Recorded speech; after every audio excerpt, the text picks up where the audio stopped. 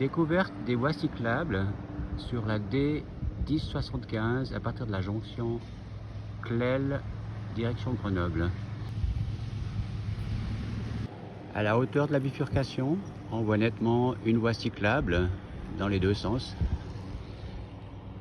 pour descendre direction Grenoble, et on voit très nettement au loin un panneau qui indique fin de la voie cyclable à peu près à 100 mètres après la jonction.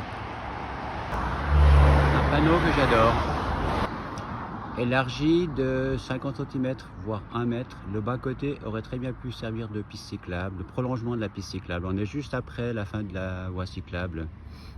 Absence de banc cyclable. Pourquoi? On se pose la question.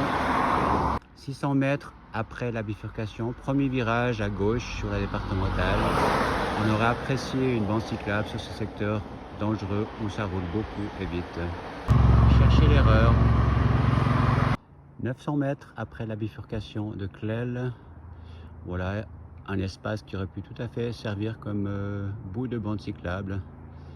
Ça pourrait se prolonger facilement avec tout ce qu'on a vu avant. Kilomètre 1,85 depuis la jonction de Clel, la bande cyclable reprend.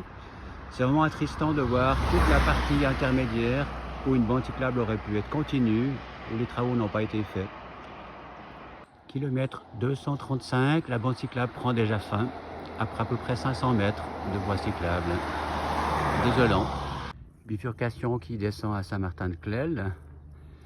Sur les points 4 km 94, sur les 2 km 5 environ que je viens de parcourir, pas de bande cyclable.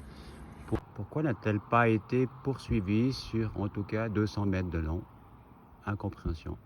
Comment cela s'appelle quand on a une petite bande comme ça le long de la route avec une ligne en pointillé?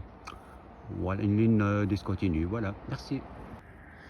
À la hauteur de Saint-Michel-les-Portes, quelques marques de cyclistes sur le bord de la chaussée.